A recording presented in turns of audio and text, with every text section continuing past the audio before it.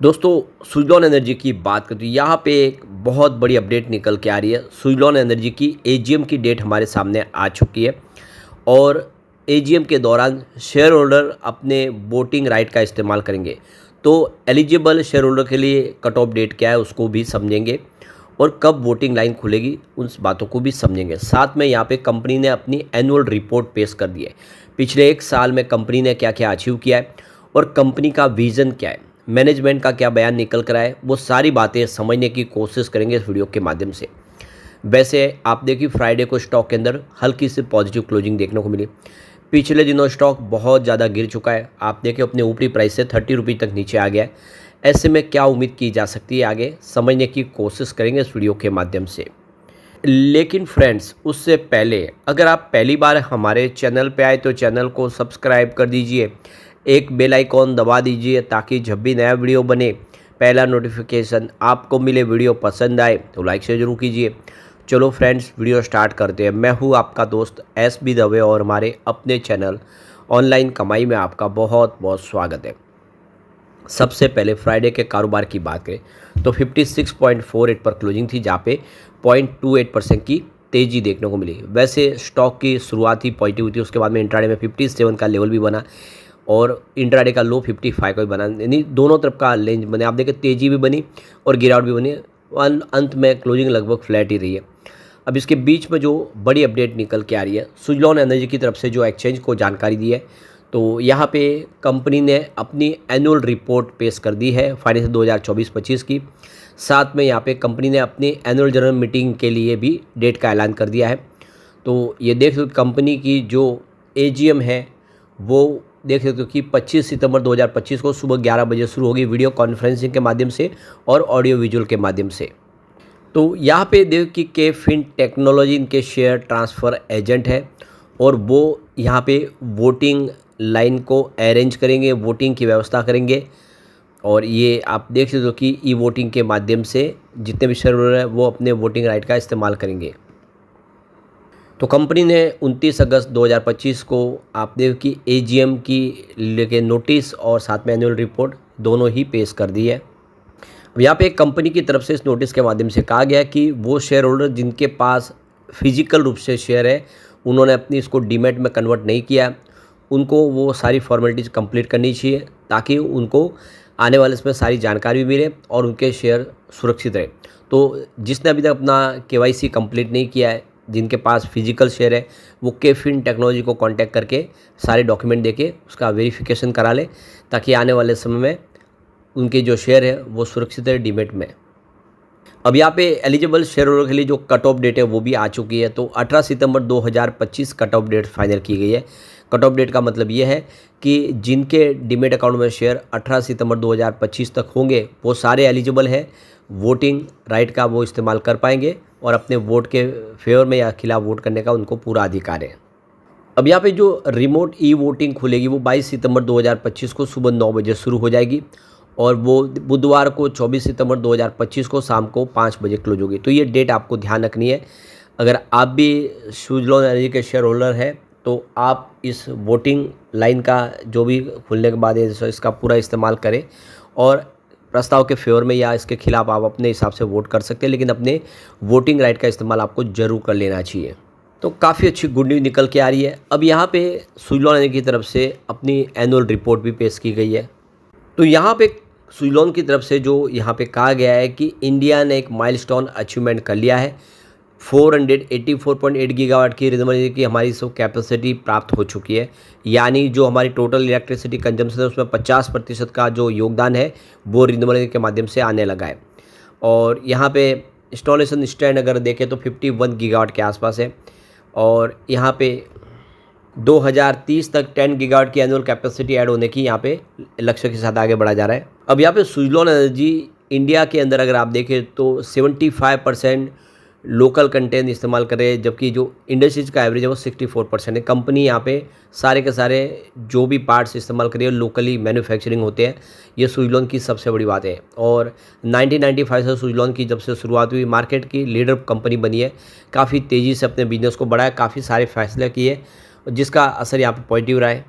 अब यहाँ पे सुजलॉन एनर्जी को लेकर जेपी चलसानी जो इनके चीफ एग्जीक्यूटिव ऑफिसर है, उनका कहना है कि फाइनेंशियल ईयर 2025 बहुत ही शानदार माइलस्टोन अचीवमेंट किया है सुजलॉन ने। 2025 में हमने बिजनेस में जो वृद्धि दिखाई है वो पिछले कई सालों के रिकॉर्ड तोड़ी है। तो सुजलॉन आप देखें तो इंडिया की पहली और सिर्फ एक इंडियन विंड एनर्जी कंपनी है जिसने 21 गीगावाट की विंड इंस्टॉलेशन कैपेसिटी ग्लोबली प्राप्त कर ली है और 17 डिफरेंट कंट्रीज़ में कंपनी काम कर रही है, तेज़ी से अपने बिजनेस को बढ़ा रही है। एक बड़ा अचीवमेंट है। यहाँ पे कंपनी ने देखो कि प्रॉफिट बिफोर टैक्स 1447 करोड़ का बताया। इंटरेस्ट ओवर अगर देखें फाइनेंस 2024 का तो 103% के आसपास है। रिवेन्यू की बात करें तो 67% की ज़बरदस्त ग्रोथ देखने को मिली जो 10,851 करोड़ तक पहुँचा। और ऑर्डर बुक देखें तो 5.6 गीगावाट के सुजलॉन की, और यहाँ पे जो डिलीवरीज हुई है उसमें 118% की ज़बरदस्त जंप देखने को मिली है। कंपनी के पास इस समय नेट कैश फ्लो भी है, 1946 करोड़ का नेट कैश है, जो कंपनी 2020 तक करीब 12 से लेकर 15,000 करोड़ के भारी भरकम कर्ज में थी। अब सुजलॉन के अचीवमेंट की बात तो 15.1 गीगावाट की टोटल इंडिया के अंदर इंस्टॉल कैपेसिटी है। 3 मेगावाट की सीरीज कंपनी 91% के आसपास इसके ऑर्डर बुक में योगदान है। अब यहाँ पे सुजलॉन के एसेट अंडर मैनेजमेंट की बात करें तो यहाँ पे 15+ गीगावाट की इसकी इंस्टॉल कैपेसिटी है इंडिया के अंदर, और एसेट अंडर मैनेजमेंट इसका टोटल देखें तो $10 बिलियन का है, जो बहुत बड़ी बात हो जाती है। और विंड टर्बाइन जनरेशन इनका देखें तो 9,950 प्लस का है, और कस्टमर देखें तो 1900 प्लस कस्टमर है कंपनी के पास। टोटल कंपनी की 94 साइट्स है और 4,000 प्लस सर्विस प्रोफेशनल है कंपनी के पास। अब यहाँ पे इंडिया में कहाँ पे इन्होंने अपनी इंस्टॉल कैपेसिटी प्राप्त की है तो 2.3 गीगावाट राजस्थान में है, 4.2 गीगावाट गुजरात में, 2.2 gigawatt Maharashtra, 1.3 gigawatt Karnataka, 1.03 gigawatt Kerala में है, और 0.05 गीगावाट इनका मध्य प्रदेश में है, 0.1 गीगावाट तेलंगाना में है, और 0.16 गीगावाट आंध्र प्रदेश में, और 2.8 गीगावाट तमिलनाडु में। तो सबसे ज़्यादा इंस्टॉल कैपेसिटी प्राप्त किया किसी राज्य ने वो है गुजरात, और नंबर 2 पे तमिलनाडु है, और नंबर 3 पे अगर आप देखें तो राजस्थान में। तो ये 3 टॉप 3 राज्य जिन्होंने अपनी इंस्टॉल कैपेसिटी ज़बरदस्त प्राप्त की है। सुजलॉन ने 5.6 गीगावाट की ऑर्डर बुक प्राप्त की 31 मई 2025 तक, और 1444 मेगावाट के इन्होंने विंड टर्बाइन के ऑर्डर प्राप्त किया एनटीपीसी के पास से। ये पीएसयू टेंडर है और काफ़ी बड़ा टेंडर है। इसके अलावा यहाँ पे कंपनी के मैन्युफैक्चरिंग कैपेसिटी 4.5 गीगावाट तक पहुँच चुकी है, और कंपनी 1943 के कैश फ्लो के साथ इस समय आगे बढ़ रही है। और आने वाले समय अगर आप देखें तो तेज़ी से अपने बिजनेस को और बढ़ाने के लिए काफ़ी तेज़ी से रणनीति में बदलाव कर रही है। कंपनी के कस्टमर की बात हुई, यहाँ पे आपको लिस्ट में बहुत सारे नाम दिखा देंगे जो ऑलरेडी हमने सामने डिस्प्ले की हुई है। तो आप क्लियरली देख सकते हो कि बहुत सारी कंपनियाँ जो इनके क्लाइंट है, चाहे अदानी हो, बजाज हो, रिलायंस हो, इस तरह से बहुत सारे इनके बड़े बड़े क्लाइंट है।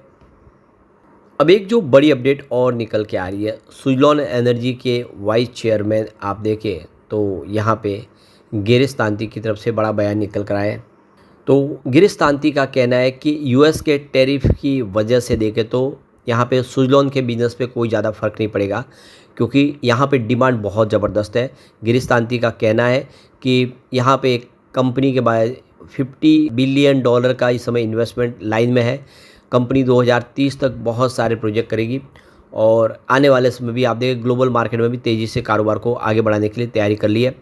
तो कुल मिला के यूएस के टैरिफ की वजह से सुजलॉन के कारोबार पे कोई असर नहीं पड़ेगा, ये गिरीश तांती का कहना है। गिरीश तांती का कहना है कि जो इंडिया का जो टारगेट है विंड एनर्जी के लिए वो 100 गीगावाट का 2030 तक, जबकि सुजलॉन अकेली 122 गीगावाट की कैपेसिटी को प्राप्त कर सकता है।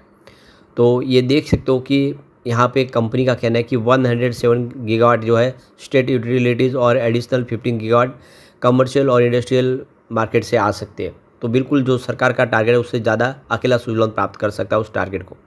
इसके अलावा एक और जो बड़ी अपडेट है कि हाल में ही सुजलॉन समूह ने 2030 तक अपने सभी 15 मैन्युफैक्चरिंग प्लांट पर 100% रिन्यूएबल एनर्जी का उपयोग करने का संकल्प ले लिया है। कंपनी ने बयान में घोषणा की है कि वह RE100 पहल में शामिल होने वाली पहली भारतीय ऊर्जा कंपनी बन गई है, जो CDP कार्बन डिस्क्लोजर प्रोजेक्ट के साथ साझेदारी में जलवायु समूह द्वारा संचालित एक वैश्विक आंदोलन है। RI100 में विभिन्न उद्योगों की दुनिया के 400 से अधिक प्रमुख कंपनियां शामिल हैं जो 100% नवीनीकरण ऊर्जा के बदलाव की महत्वाकांक्षा से एकजुट हुए। उसमें सुजलॉन भी शामिल है। तो ये बहुत बड़ी बात है। ऐसे में हम कह सकते हैं कि सुजलॉन का फ्यूचर काफ़ी ब्राइट दिखाई दे रहा है। लेकिन फ्रेंड्स, कोई भी इन्वेस्टमेंट करने से पहले अपने फाइनेंशियल एडवाइजर से एडवाइस ले ले या अपना खुद का रिसर्च करें, क्योंकि मैंने वीडियो आपके एजुकेशनल पर्पज़ के लिए ही बनाया। वीडियो पसंद आए तो लाइक से जरूर कीजिए और चैनल को सब्सक्राइब कर दीजिए। Thank you friends.